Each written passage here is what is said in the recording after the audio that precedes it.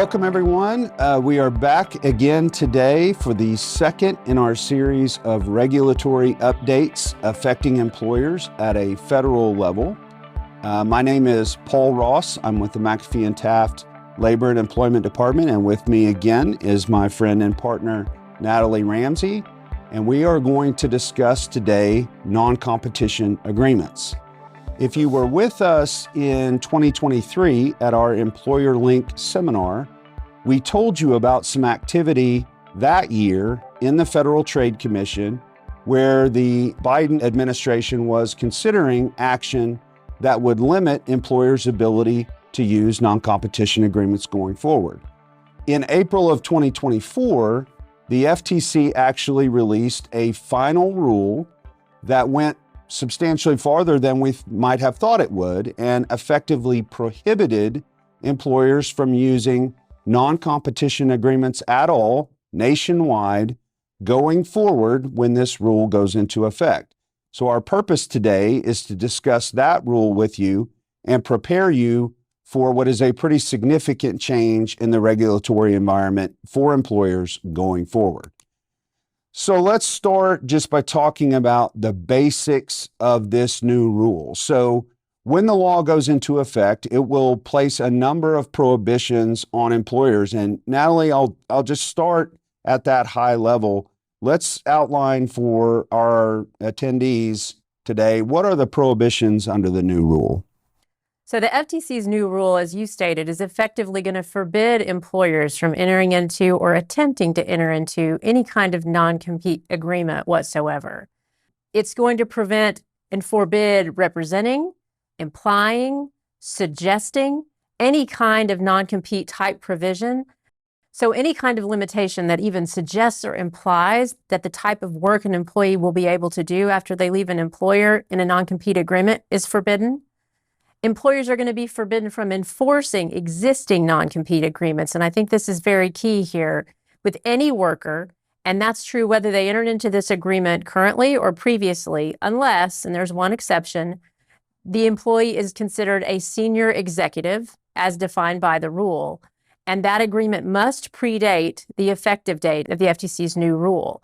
We perceive the effective date currently to be September the 4th. Although, as we're going to talk about a little bit more as we proceed, there are several legal challenges that this rule is facing. But as of today, this rule will take effect on September the 4th. The other thing the rule requires is employers are going to have to notify their workers if they are currently subject to an existing non-compete agreement. And they're going to have to let them know that going forward, those agreements will not be enforceable. So let me ask, I want to make sure that I'm clear about something. So it not only prohibits employers from entering into new agreements, but it has effect on agreements that exist now? That's correct. So it's going to have a retroactive effect.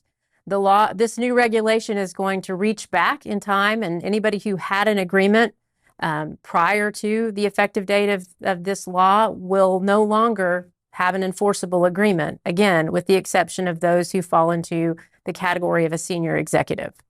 And so then the law requires us to affirmatively tell employees that are subject to a non-competition agreement now that they won't be in the future? After this rule takes effect, there is a requirement that those employees who have non-compete agreements that were pre-existing have to be told in a notice in writing that those agreements are no longer effective. In fact, the FTC has promulgated the notice themselves to let employers know this information. Okay, so I think it's important then to talk about from the perspective of the FTC what a non-competition agreement is. And so they have defined that term, and they have defined it very broadly. So a non-competition agreement, according to the FTC, that will be prohibited going forward is any term or condition of employment that prohibits a worker or penalizes a worker or functions to prevent a worker from seeking or accepting work after they leave employment with their current employer. So it's broad. It's not just something that prohibits, but it's something that has a penalty or something that has the effect of preventing someone from working after they leave the employment where the non-competition agreement is in place. So very broad definition, and it is prohibited whether it's in an agreement or whether it's in a policy or whether it's some kind of established practice, any form of prohibition on an employee seeking or accepting work or operating a business after they leave is not going to be functional if this rule goes into effect. And so I guess the next and most important point to define is, what does it mean to prohibit? What is a penalty? And so, Natalie, what are the FTC's comments on what it means to prohibit something or what it means to penalize something? The FTC is very specific here, and they take great steps to define these terms. Prohibits in this context applies to terms and conditions that expressly ban a worker from seeking or accepting other work or starting a business after their employment ends. Similarly, the FTC defines penalizes. And what they mean by that term is that it applies to terms and conditions that require a worker to pay a penalty for seeking or accepting other work or starting a business after their employment ends. And specifically, they focus on the concept of liquidated damages. So we're talking about a scenario in which you might have an agreement that doesn't limit your ability to work, but if you do go to work for a competitor, requires you to pay a significant amount of money. And those types of provisions are equally deemed to be penalties and prohibited by the FTC's new rule. Okay, and so the third in the definition of a prohibited non-competition agreement was anything that functions to prohibit a worker or functions to prevent a worker from accepting work or starting a business. And I think this is the one that's the most interesting to me because I think I understand at a natural level what it means to prohibit something or what a penalty is. But I think it's a much broader question as to whether a provision in a contract or a policy functions to prohibit a worker, even though it doesn't actually prevent or it doesn't actually penalize. And so what does the FTC mean when it says that a non-competition agreement includes anything that functions to prevent a worker from accepting a job or starting a business? So this was, I think, an issue of much discussion in the commentary that followed the proposed rule.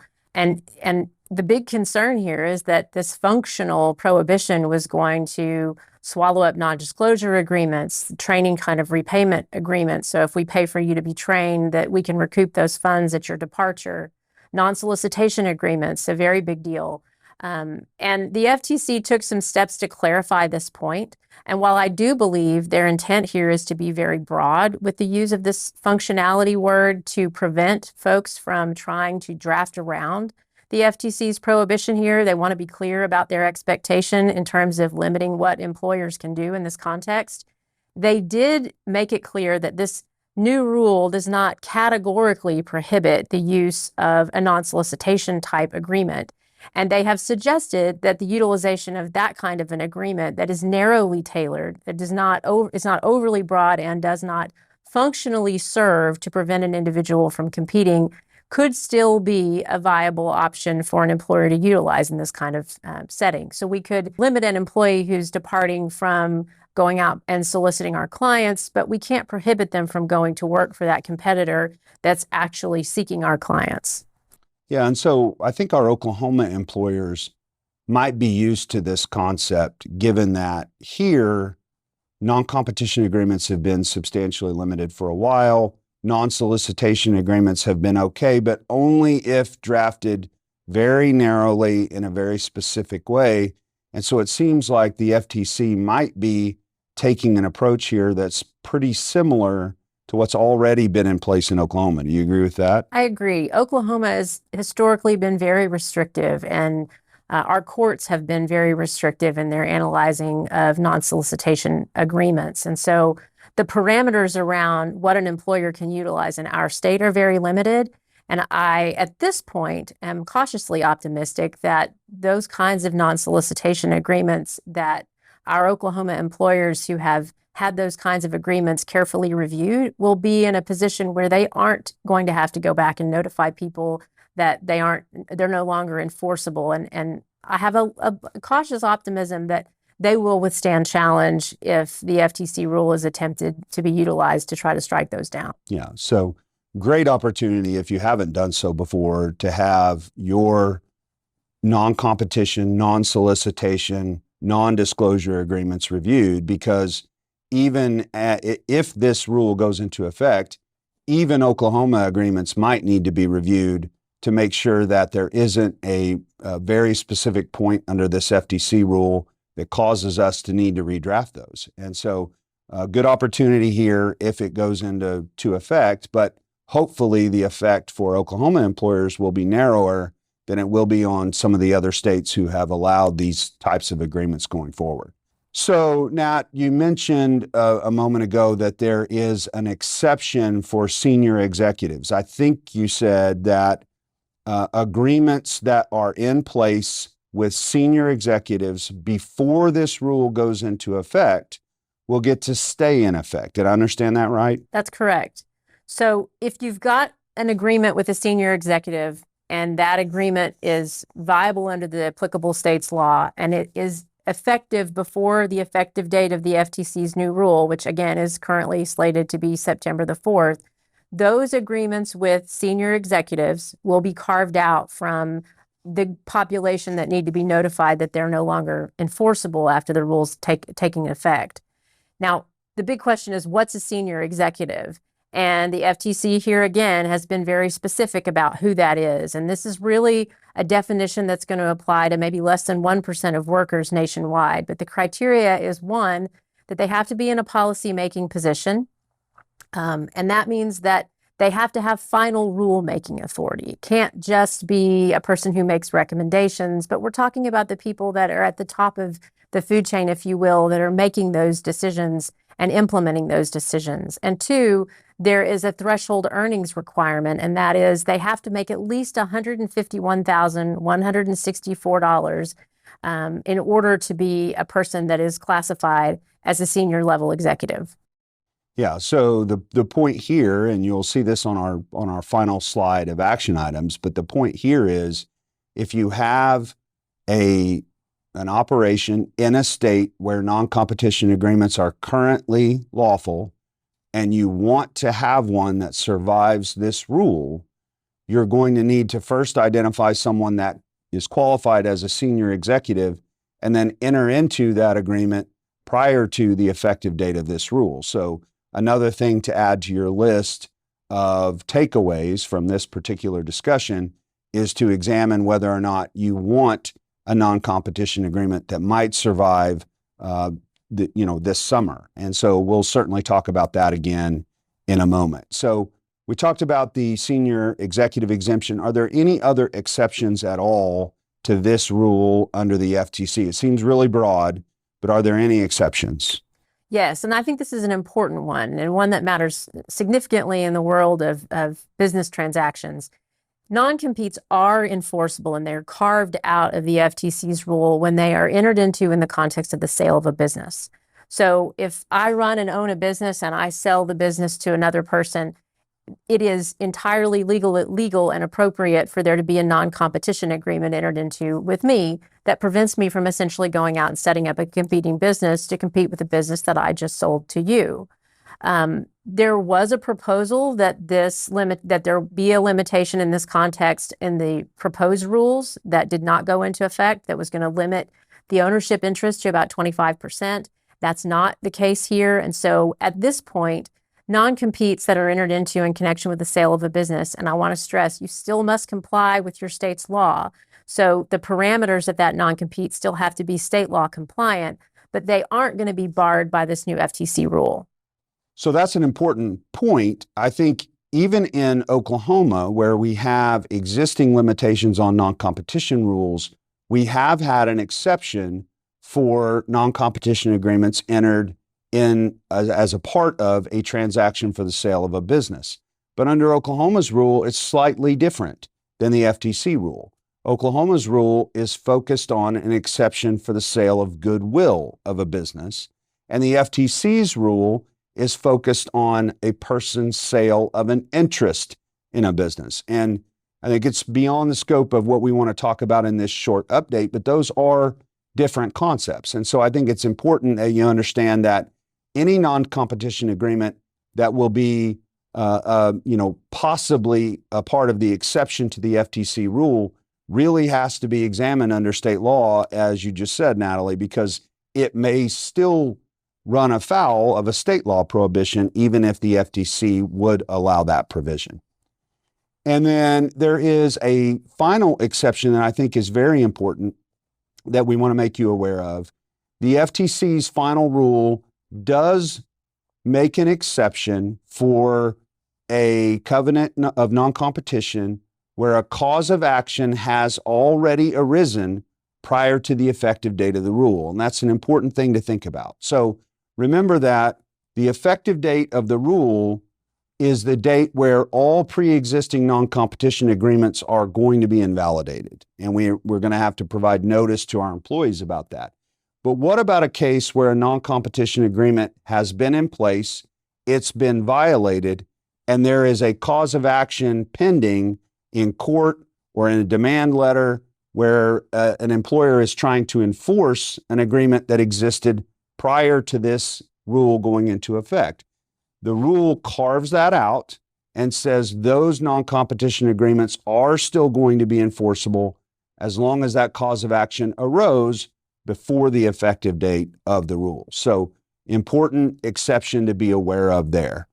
And that kind of brings us to the action items for consideration in the face of this rule. And I think the first and most important action item, and tell me if you disagree, Natalie, is let's pay attention to whether the rule goes into effect. What do you? Absolutely. There are currently two challenges that have been filed against this rule in court. And we don't have any kind of resolution or crystal ball, if you will, on what the outcome for those will be. But I suspect they may not be the only challenges that we see filed. And there is a significant potential that in the course of these litigation matters, that this rule be enjoined or its effectiveness or effective date be delayed in some form or fashion. And it's an important thing to watch, particularly if you're entering into those agreements with those senior level executives before the effective date, or if you have people who are actively engaged in violation of non-competes that are currently enforceable and taking action to pursue compliance. But definitely the litigation and the impact it will have on the rule's effective date or effectiveness at all is the thing to watch. Yeah, and so similarly to what we discussed with respect to the overtime rule, we're in a situation where if there is a stay issued in litigation and potentially there is a change in the presidential administration, this rule may or may not actually take effect for a couple of different reasons. And so we will, as always, stay apprised of what's going on with the effective date of the rule and update you accordingly. But I think that's the first and most important step is stay informed, and we'll update you as we learn more about how this rule may pan out ultimately. So assuming that it does pan out, we have some preparation work that we need to do. The next thing that we need to do is we need to identify all of our employees that are currently subject to a non-competition agreement as it's defined by the FTC. So if we have agreements or clauses in agreements or policies in place that might limit the ability of a person to take work or accept work or start a business after they leave employment in your location, then we need to identify the entire group of all those people. Why do we need to do that? Because if this rule goes into place, we're going to have to provide those notices. As we talked about earlier, we'll have to provide notice in writing to those employees that those non-competition agreements won't be enforced going forward. So it's going to require a little bit of effort to identify everyone that might be implicated by that so that we're ready to provide those notices if and when this rule goes into effect at the end of the summer. The next thing I think, Natalie, we probably want to go back to that concept of senior executives. What do you think about that? Much like you're going to identify anybody else that's subject to a non-compete, identifying and isolating those employees who we believe satisfy the FTC's guidelines on senior executives will be a carve-out population that, if and when effective, we won't be giving those written notices to. As I mentioned earlier, the FTC has promulgated their own language with respect to notice, and so they're they're doing their best here to arm employers with the way to unravel these non-compete arrangements with their employees. And so that language is at the ready.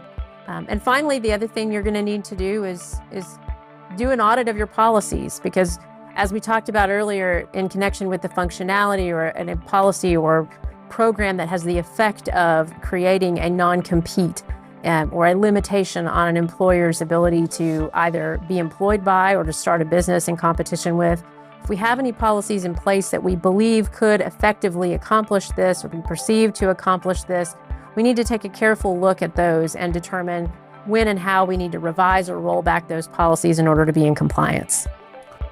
And then, as always, if you have questions, all of the McAfee and Taft labor and employment attorneys stand ready to address those questions with you. We'll certainly update you as more information becomes available. And as always, we thank you for your time.